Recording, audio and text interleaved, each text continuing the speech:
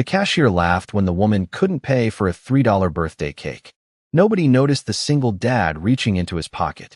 And no one in that little bakery knew that the woman standing there would soon discover she had already changed his life once before. The late afternoon sun stretched long shadows across Main Street in Cedar Falls, Colorado. Inside Sweet Crumbs Bakery, the warm scent of vanilla frosting and fresh cinnamon rolls drifted through the air. Families chatted softly over coffee. A little boy pointed excitedly at a tray of cupcakes. The world seemed ordinary, peaceful, predictable. Then the register beeped. "I'm sorry, ma'am," the young cashier said, forcing a polite smile. "Your card was declined." The woman standing at the counter froze. She looked to be in her late 30s, dressed simply in a gray sweater and jeans. Nothing about her suggested power or wealth. She glanced at the card reader. "Could you try again?" she asked quietly. The cashier nodded. Another beep. Another rejection. A few customers looked over. The room grew awkwardly silent. The woman swallowed hard and looked down at the tiny birthday cake sitting on the counter. It wasn't elaborate. Just a small 6-inch cake with white frosting and blue lettering that read "Happy Birthday." The price tag showed $3. "I'm sorry," the cashier said again. "It won't go through." The woman opened her wallet. Empty. She checked another pocket. Nothing. A nervous laugh escaped her lips. "That's embarrassing." A couple standing nearby exchanged glances. Someone sighed impatiently. The woman stared at the cake for a moment longer. Then she gently pushed it away. "It's okay," she whispered. "I'll come back another time." Before she could turn away, a calm voice spoke behind her. "Put it on mine." She turned. So did everyone else. A man stepped forward holding the hand of a little girl with blonde curls and bright blue eyes. He wore worn work boots, faded jeans, and a brown jacket that had clearly seen better days. There was nothing remarkable about him at first glance. Just another hard-working father finishing a long day. "Sir, you don't have to do that," the woman said. Immediately. "It's only $3, he replied with a gentle smile. The little girl beside him grinned. Everybody deserves birthday cake. A few customers chuckled softly. The tension eased. The cashier rang up the purchase. The man reached into his pocket and pulled out several wrinkled dollar bills. He counted carefully. 1, 2, 3. Exactly enough. The woman watched his hands. Something about the moment felt strangely important. "Thank you," she said quietly. "Really?" He simply nodded. "Happy birthday." For a second, their eyes met. Hers carried exhaustion. His carried something different. Quiet strength. The kind built through disappointment, sacrifice, and years of choosing kindness anyway. Then his daughter tugged on his sleeve. "Daddy, are we still getting my cake?" she asked cheerfully. A shadow crossed his face so quickly most people would have missed it. But the woman noticed. He smiled anyway. "We'll figure it out, Lily." The little girl nodded happily, unaware of anything unusual. The father squeezed her hand and led her toward the door. The woman stood frozen beside the counter, watching them leave. She didn't know his name yet.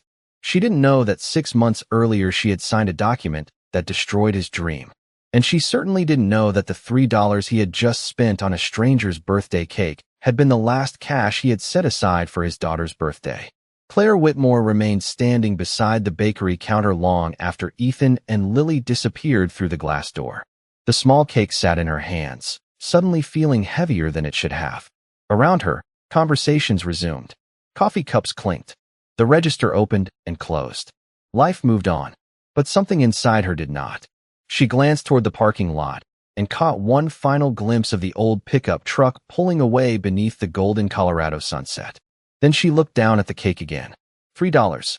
It was such a small amount. Yet somehow it felt larger than the numbers she dealt with every day. Much larger. 2 hours later, the top floor of Whitmore Dynamics overlooked the Denver skyline. Floor-to-ceiling windows reflected the fading evening light as Claire stepped into her private office. The building was quiet now. Most employees had gone home.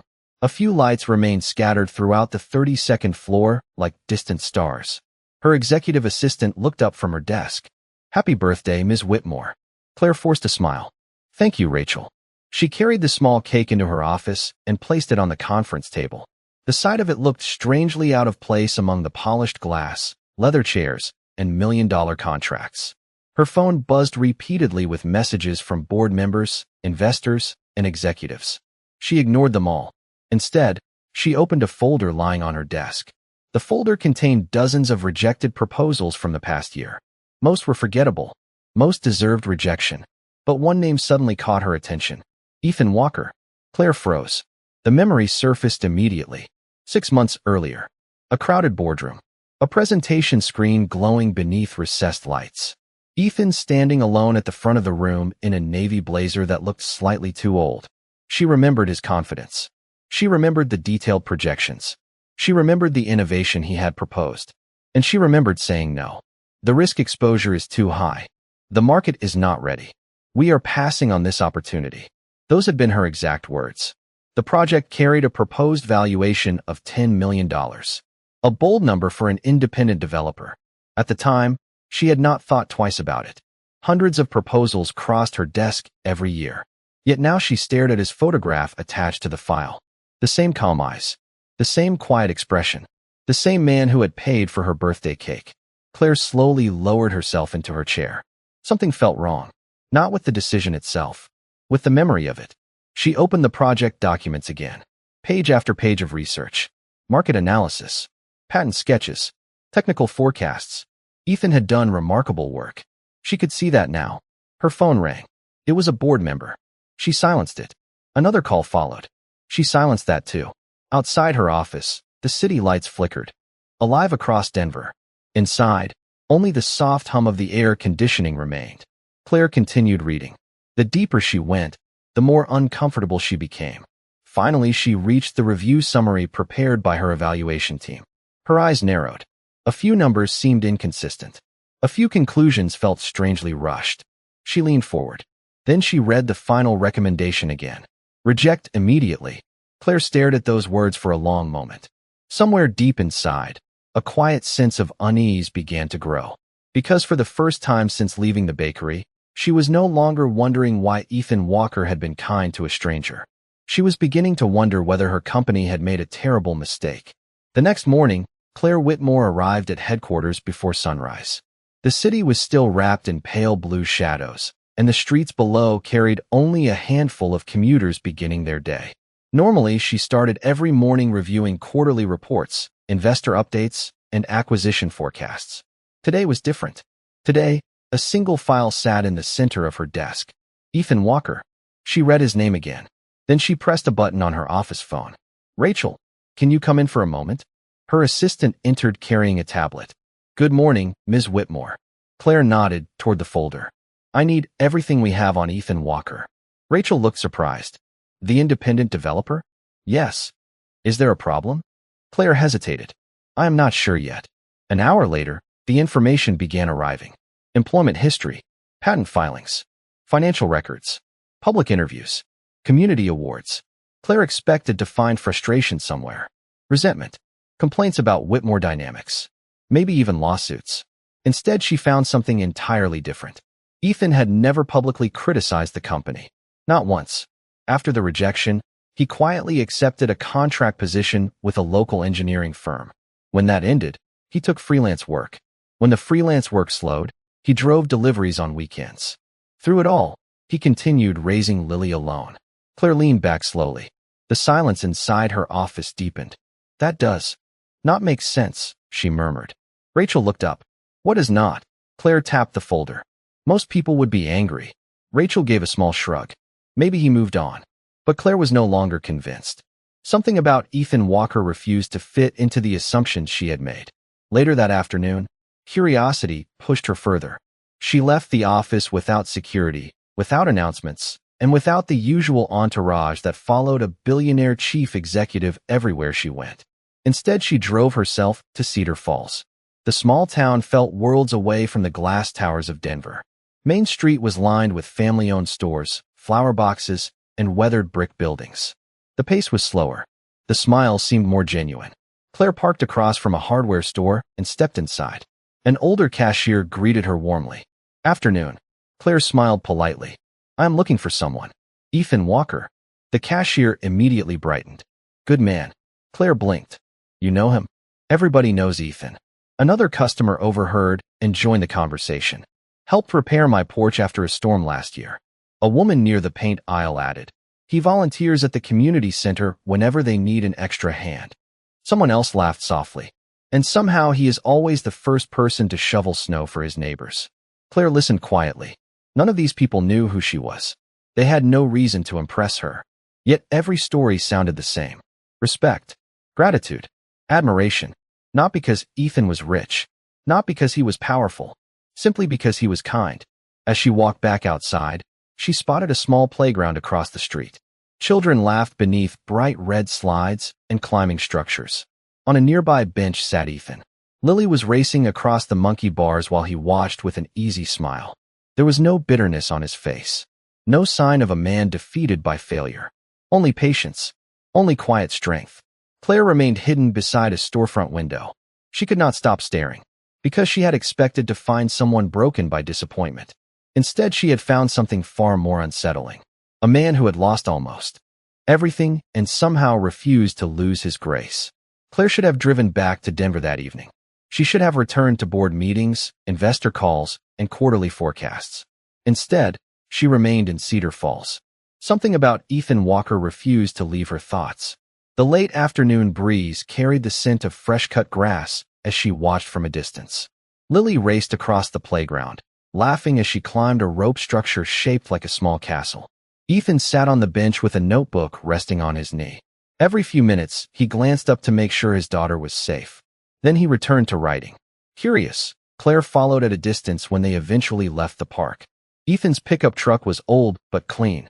The paint had faded in places, and the passenger door carried a small dent, yet he seemed to care for it with quiet pride. He drove across town to a modest neighborhood lined with maple trees and small homes. Claire parked half a block away. She told herself she would leave after a few minutes. Instead, she stayed. Through the front window, she could see warm yellow light filling the house.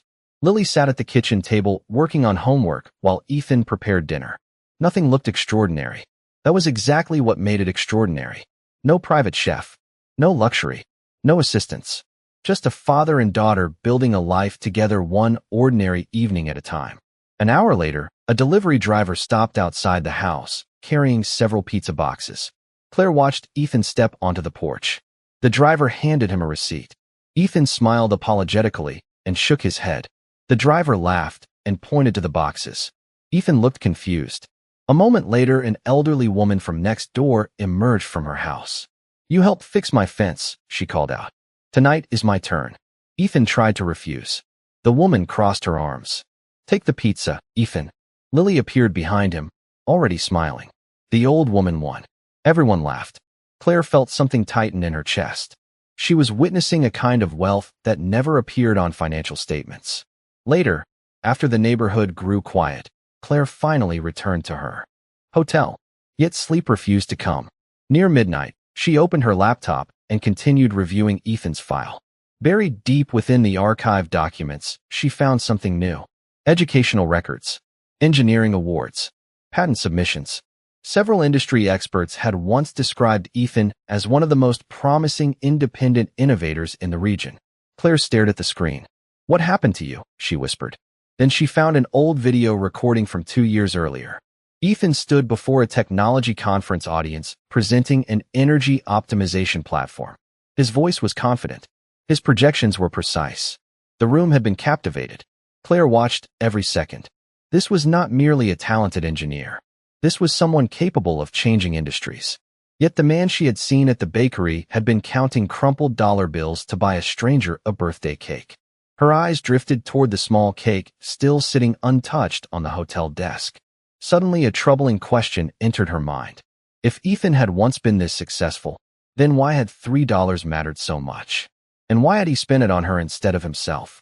For the first time since their encounter, Claire realized she might not know the most important part of the story at all. The following morning, Claire arrived at headquarters carrying more questions than answers.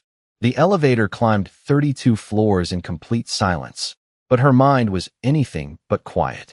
The image of Ethan and Lily lingered with her. The small house, the neighborhood kindness, the old pickup truck. None of it matched the story told by the documents sitting inside her office. As soon as she entered, she called an emergency review meeting. "I want every report connected to Ethan Walker's proposal," she said. "Every draft, every email, every internal recommendation. Her legal team exchanged confused glances. One executive cleared his throat. That project was closed 6 months ago. Claire looked directly at him, then reopened it. Within hours, boxes of archived files began arriving. Analysts searched old databases. Assistants combed through forgotten communications. By early afternoon, stacks of paperwork covered the conference table. Claire reviewed every page herself. Most executives would have delegated the task. She did not. Something felt too important.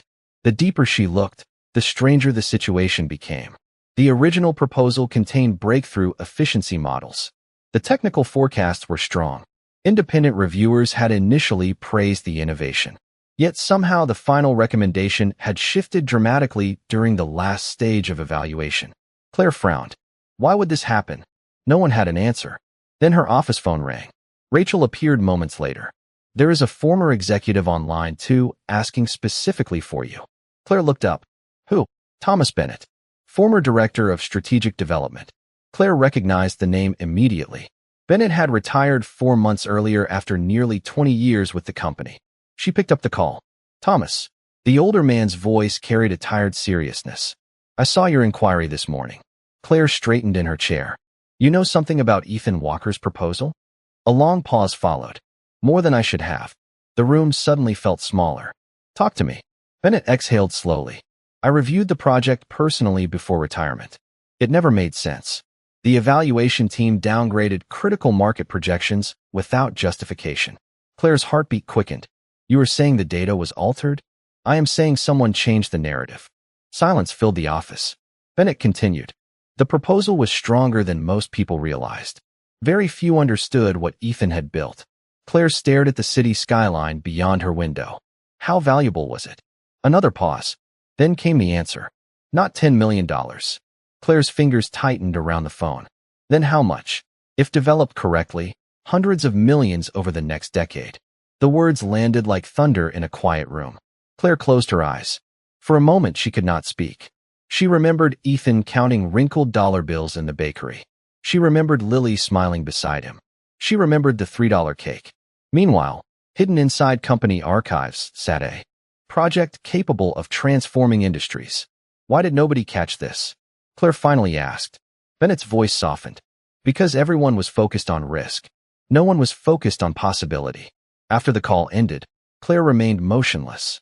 The afternoon sunlight stretched across the conference table, illuminating the forgotten documents before her.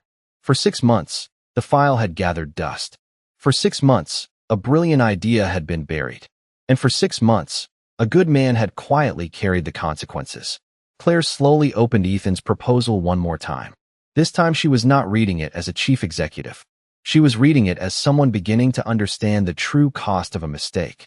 2 days later, Claire Whitmore stood outside Ethan Walker's workshop on the edge of Cedar Falls. The building was small and weathered, tucked behind a local equipment yard. A faded sign hung above the entrance. Through the open garage door, she could hear the hum of machinery and the occasional scrape of tools against metal. For a moment she remained beside her car, gathering the courage she had somehow never needed in boardrooms worth billions of dollars. Then she walked inside. Ethan was standing at a workbench surrounded by sketches, wires, and half-finished prototypes. Sunlight streamed through dusty windows, casting long beams across the concrete floor. He looked up when he heard footsteps. His expression showed polite surprise, then recognition. The birthday cake, he said with a faint smile. Claire almost laughed at the simplicity of it. Of all the titles she carried, that was apparently how he remembered her. I guess that is me, she replied. Ethan set down a wrench. How was your birthday? Claire glanced around the workshop. Better than expected. For a few seconds neither spoke. The silence felt strangely comfortable. Finally Claire took a slow breath. I owe you an apology. Ethan's smile faded slightly. He already knew. She could see it in his eyes. You remember me, she said softly. From Whitmore Dynamics. Ethan nodded once. I recognized you at the bakery. Claire blinked. You did? Of course. The answer caught her completely off guard. Then why did you help me? Ethan looked genuinely confused by the question. Because you needed help. Claire stared at him. For a moment she could not find words. In her world, every action came with a motive. Every favor carried expectations. Yet he said it as though kindness required no explanation at all. She gathered herself and opened a leather folder. I reviewed your proposal. Ethan remained silent. There were serious problems with how it was evaluated. Still silence. I believe we made a mistake. Ethan slowly folded his arms. A mistake? Claire nodded. A very expensive one. She placed the document on the workbench. I want to reopen discussions. Full funding. Resources. Development support. Whatever you need. The workshop became quiet except for the distant ticking of a cooling machine. Ethan glanced at the offer, but made no move to pick it up. That is a generous proposal, he said. It is also long overdue. Claire swallowed. You are right. Another pause followed. Then Ethan surprised her again. He pushed the document back across the table. No. Claire stared at him. No. I appreciate the offer. His voice remained calm. But 6 months ago, I needed someone to listen. Not someone to write a bigger check later. The words landed harder than any criticism she had received in years. There was no anger in his tone. No accusation. Only truth. Somehow that made it worse. Claire lowered her eyes. I deserve that. Ethan looked out the window toward the street. Children rode bicycles past the workshop. A dog barked somewhere in the distance. Life continued moving quietly forward. You know what hurt the most? He asked. Claire shook her head. It was not losing the money. His gaze remained fixed outside. It was spending years building something meaningful and realizing nobody even bothered to understand it. Claire felt her chest tighten. For the first time since this began, she saw the full weight of what had happened. Not a failed business deal. Not a missed investment. A human being whose work had never truly been heard. And standing there in the afternoon sunlight, she realized earning back Ethan Walker's trust would be far more difficult than writing any check. 3 days passed after Claire's visit to the workshop. She respected Ethan's decision, but she could not ignore what she had learned. Every morning, she reviewed his proposal again. Every evening, she found herself thinking about the man who had chosen dignity over resentment. Yet while Claire wrestled with the past, life continued moving forward for Ethan. On Thursday afternoon, dark clouds gathered over Cedar Falls. A cold rain tapped steadily against the windows of the small engineering firm where Ethan worked part-time. He was reviewing equipment specifications when his phone suddenly rang. He glanced at the screen. Cedar Falls Elementary. His stomach tightened immediately. Parents always recognize that feeling. He answered on the first ring. This is Ethan. Mr. Walker, a school administrator said gently. Lily is okay, but she became dizzy during class today. We think it would be best if you came to pick her up. Ethan was already standing. I am on my way. 20 minutes later, he rushed through the school doors. Lily sat quietly in the nurse's office wrapped in a blanket. Her smile appeared the moment she saw him. Hi, Daddy. Ethan knelt beside her. Hey, sweetheart. He brushed a loose strand of hair from her face. How are you feeling? Just tired. The school nurse explained that Lily had experienced several similar episodes over the previous month. Nothing severe. Nothing immediately dangerous. But enough to recommend additional medical testing. Ethan listened carefully. His concern remained hidden behind calm eyes. Lily did not need fear. She needed reassurance. Looks like we get an afternoon off together, he said cheerfully. She smiled. Can we get hot chocolate? Absolutely. But later that evening, after Lily had fallen asleep on the couch, Ethan sat alone at the kitchen table reviewing medical paperwork. The warm glow from a single lamp illuminated pages filled with appointments, evaluations, and estimated costs. The numbers were not impossible, yet they were not easy either. He quietly rubbed his forehead.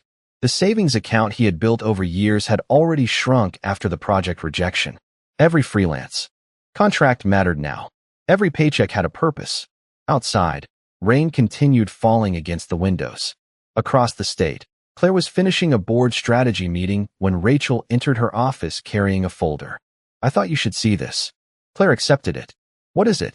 A community health fundraiser request. Claire opened the document absent-mindedly. Then she froze. One name appeared near the bottom of the participant list. Lily Walker. Claire slowly lowered the folder. Why is she involved? Rachel explained what little information they had gathered. School recommendations. Follow-up testing. Community support programs. Nothing dramatic. Nothing catastrophic. But enough to concern a father already carrying more burdens than most people realized. Claire stared through the office window toward the Denver skyline. The memory of the bakery returned again. The crumpled dollar bills. Ethan's quiet smile. Lily's excitement over a birthday cake she never received. Suddenly, another memory surfaced. Daddy, are we still getting my cake? Claire closed her eyes. For the first time, she understood what she had witnessed that afternoon. Ethan had not simply spent $3. He had given away something intended for his daughter.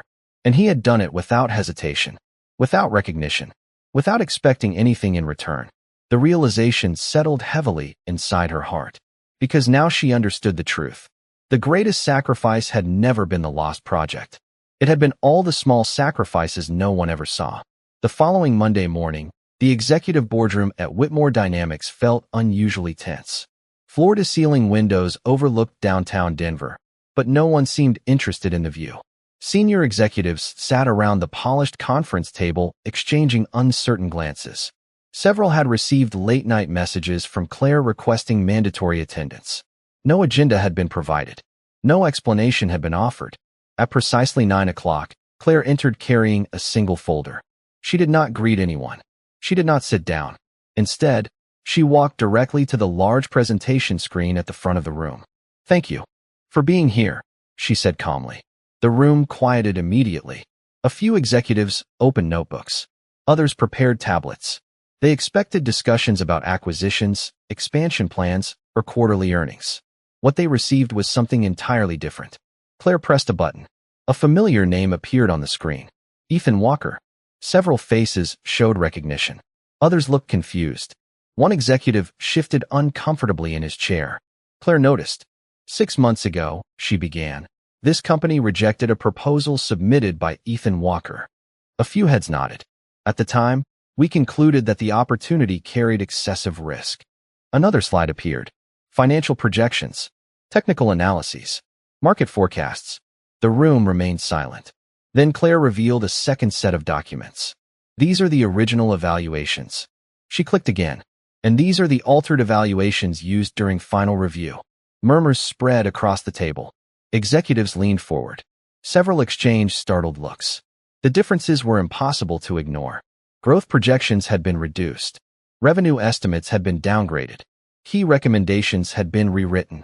Claire allowed the silence to grow. Mr. Walker's proposal was not properly evaluated. Nobody spoke. The air conditioning hummed softly overhead. Somewhere in the distance, a siren echoed faintly through the city streets below. Inside the boardroom, the atmosphere felt frozen. Claire continued. Independent review confirms that the project we rejected was worth several $100 million in long-term value. A man near the end of the table lowered his eyes. Another executive slowly removed his glasses. Nobody challenged her. Nobody defended the decision. The evidence spoke for itself. Then Claire surprised them again. She closed the financial presentation entirely. The next image appeared on the screen. It was not a business chart. It was a photograph. Ethan standing beside Lily outside their small home. Several executives looked confused. Claire's voice softened. Most of you know the numbers now. She paused. I want you to understand the person. Another photograph appeared. Ethan, volunteering at the community center. Then another, helping neighbors after a snowstorm. Then another, standing proudly beside Lily at a school event. The room grew even quieter. While we moved on to other projects, Claire said, he continued building a life. He continued serving his community. He continued raising his daughter. And he never once publicly blamed this company. Nobody moved. Nobody interrupted. Claire looked around the table. Leadership is not only measured by profits. It is measured by character. And in this case, the character came from the man outside this room. The final slide appeared. A simple sentence. We failed to listen. The words lingered in the silence. For several long seconds, nobody spoke. The room that usually debated billion-dollar decisions had nothing to say. Because for the first time, everyone understood that the greatest loss had never been financial. It had been overlooking the value of a good man. 1 year later, the first warm days of spring had returned to Cedar Falls. The maple trees lining the neighborhood streets were covered in fresh green leaves, and sunlight spilled across front porches and neatly trimmed lawns. Inside Ethan Walker's home, laughter filled the air. Streamers hung from the ceiling. Colorful balloons drifted gently near the windows. Friends, neighbors, teachers, and community members crowded the living room carrying gifts, desserts, and smiles. In the center of it all stood Lily. Healthier, stronger, happier. The difficult months of appointments and testing were behind her now, and the bright energy that had always lived inside her seemed to shine even more clearly than before. Ethan watched from the kitchen doorway, a quiet smile resting on his face. Life was still not perfect. It never would be. But it was good. Better than he had dared hope a year earlier. A knock sounded at the front door. Lily rushed forward. "I got it." The room grew slightly quieter as she opened it. Standing outside was Claire Whitmore. She was dressed simply, without executives, security teams, or corporate fanfare. In her hands, she carried a small white bakery box tied with a blue ribbon. Lily's face lit up immediately. "Claire." Claire laughed softly. "Happy birthday, Lily." Ethan stepped forward from across the room. For a brief moment their eyes met. A great deal had changed over the past year. Claire had continued fighting to correct the company's mistakes. Ethan had eventually agreed to reopen discussions, not because of the money, but because he finally believed someone was willing to listen. Together, they rebuilt the project from the ground up. The technology had since become one of the most successful innovations Whitmore Dynamics had ever launched.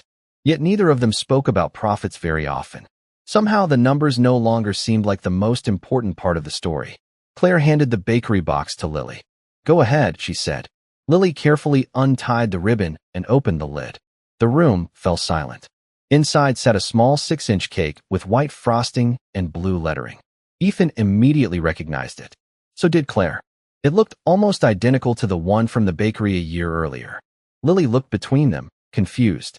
"What is everybody smiling about?" Claire glanced at Ethan. "It is a long story." The guests laughed gently. Ethan stepped closer to the table as Lily placed the cake in the center of the room. Sunlight streamed through the nearby window, illuminating the simple dessert. For a few seconds, neither Ethan nor Claire spoke. They did not need to. Both remembered the crumpled dollar bills, the declined card, the quiet act of kindness, the misunderstanding, the regret, the second chance. Finally, Claire broke the silence. "You know," she said softly, "for a long time I thought success was about seeing opportunities before everyone else." She looked toward Ethan. "Turns out I missed the most important one." Ethan smiled. "Sometimes we all do." Around them, conversation slowly resumed. Children laughed. Music played quietly from a speaker in the corner. The evening settled into something warm and peaceful. And as Ethan looked around the room, he realized that the project, the money, and the recognition had never been the true reward. The real reward was sitting right there in front of him. A healthy daughter. A home filled with people who cared. A woman who had the courage to admit a mistake and the character to make it right. The little cake remained in the center of the table as the celebration continued. Small, ordinary, easy to overlook. Yet somehow it had changed everything. Because in the end, it was never about $3. It was about dignity. It was about grace. It was about the quiet power of kindness to reach places success never could. And for a moment, as the golden evening light filled the room, everyone simply stood smiling in the kind of silence that only comes when life finally makes sense.